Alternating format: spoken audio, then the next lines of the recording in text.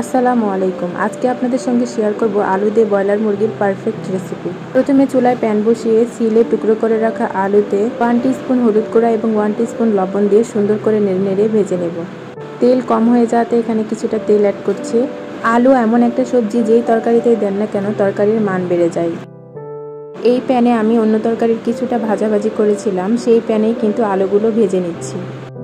সুন্দরভাবে হালকা ব্রাউন করে ভেজে নিয়ে এগুলো উঠিয়ে নেব। আমার এখন প্রায় সব তরকারিতেই আলু দিতে হয়, কারণ আমার ছেলে আলু খুব বেশি পছন্দ করে। এবার প্যানের অবশিষ্ট তেলের মধ্যে দিয়ে দিচ্ছি 3টা পেঁয়াজ কুচি, একটা ছিলে রাখা রসুনের কয়েকটা কোয়া, কয়েকটা কেটে রাখা কাঁচামরিচ। তো এখানে তেল কম পড়ে গেল, তার জন্য এখানে কিছুটা তেল অ্যাড করতে হবে। এই তেলেই পুরো রান্নাটা সেরে ফেলবো। তেল কম দিয়েই কিন্তু খাওয়া ভালো। আমি আবার কম তেলে রান্না করতে পারি না, আমার এটা খুব খারাপ অভ্যাস। কম তেল দিয়ে রান্না করলে কিন্তু তরকারি স্বাস্থ্যকর হয়। আমার বারবার বেশি হয়ে যায় যতবারই চেষ্টা করি, কিন্তু আজকের ব্রয়লারটা কিন্তু কম তেলে রান্না করার চেষ্টা করব। পেঁয়াজগুলো রান্নার ফলে খানিকটা নরম হয়ে এসেছে। এখানে 1 টিস্পুন গোটা জিরা দিয়ে দিলাম আর 2টা তেজপাতা। এই পর্যায়ে এসে পেঁয়াজগুলো হালকা বাদামি কালার হয়ে এসেছে। এবার মশলাপাতি অ্যাড করব, তার আগে এখানে কিছুটা পানি দিয়ে দিলাম। আমি বরাবরই মশলা দেওয়ার আগে কিছুটা পানি দিয়ে দিই, যাতে মশলাপাতিগুলো পুড়ে না যায়, ভালোভাবে কষানো হয়। এবার এখানে দিয়ে দিচ্ছি স্বাদমতো লবণ, 1 চামচ পরিমাণ হলুদ গুঁড়া এবং 1 টেবিল চামচ পরিমাণ মরিচ গুঁড়া। এবার এগুলোতে ভালোভাবে কিছুটা বলক এসে গেলে এর মধ্যে বাকি মশলাপাতি অ্যাড করব। এবার এখানে অ্যাড করছি 1 চামচ পরিমাণ আদা বাটা, 1 চামচ পরিমাণ রসুন বাটা এবং 1 চামচ পরিমাণ মশলা বাটা। সব কিছু সুন্দর মতো নেড়ে চেড়ে ঢাকনা দিয়ে ভালোভাবে কষিয়ে নেব। ঢাকনা দিয়ে কিছুক্ষণ কষানোর পর দেখতেই পাচ্ছেন পানি একদম শুকিয়ে এসেছে, নিচে লেগে যাচ্ছে।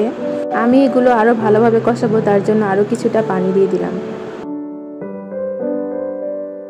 একটু নেড়ে চেড়ে আবার ঢাকনা দিয়ে ঢেকে দেব। দেখতেই পাচ্ছেন যে পানিগুলো দিয়েছিলাম সেগুলো শুকিয়ে গেছে, নিচে লেগে যাচ্ছে, উপরে তেল ভেসে উঠেছে। আরও কিছুক্ষণ নেড়ে চেড়ে কষাবো। এবার আমি অ্যাড করব এখানে স্পেশাল একটা মশলা, যা বাসায় আমি আগে থেকেই তৈরি করে রেখেছিলাম। এই মশলাটা সব রকম মাংসের তরকারিতেই আমি দিয়ে থাকি, দেওয়া মাত্রই কিন্তু এর স্বাদ দ্বিগুণ হয়ে যায়। একদিন এই সিক্রেট মশলাটির রেসিপিও আপনাদের সঙ্গে শেয়ার করব। তো মশলাপাতি কষানোর পর সবগুলো ব্রয়লার মাংস এর ভিতর দিয়ে দিলাম। এবার এমনভাবে নেড়ে চেড়ে নিচ্ছি যাতে করে সব কিছু মিক্স হয়ে যায়।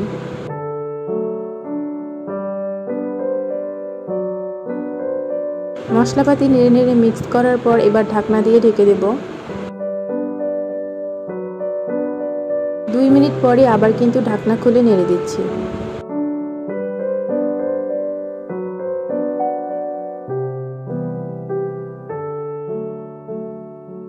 এবার ঢাকনা খোলার পর দেখতেই পাচ্ছেন মাংস থেকে অনেকটা পানি ছেড়েছে। কষানোর জন্য কিন্তু আর এক্সট্রা পানি অ্যাড করব না, এই পানিতেই সুন্দর মতো কষানো হয়ে যাবে। ব্রয়লার মুরগির মাংস কিন্তু সেদ্ধ হতে বেশি দেরি লাগে না, তাই এর ভিতর আলু অ্যাড করে ফেললাম। এবার আবার ঢাকনা দিয়ে ঢেকে দিচ্ছি। ঢাকনা দিয়ে ঢেকে একটু পর পর খুলে দিয়ে এভাবে সুন্দর মতো নেড়ে চেড়ে কষিয়ে নিব মাংস আলু। মাংস আলুগুলো কিন্তু বেশ সুন্দর মতো কষানো হয়ে গিয়েছে, নিচে লেগে যাচ্ছে, তাই এখানে 1 কাপ পরিমাণ পানি অ্যাড করব। আমি কিন্তু ঝোলের পরিমাণ বেশি রাখবো না, তাই এই 1 কাপ পরিমাণ পানি দিয়েই কিন্তু হয়ে যাবে। এবার ঢাকনা দিয়ে ঢেকে বেশ কিছুক্ষণ রান্না করব।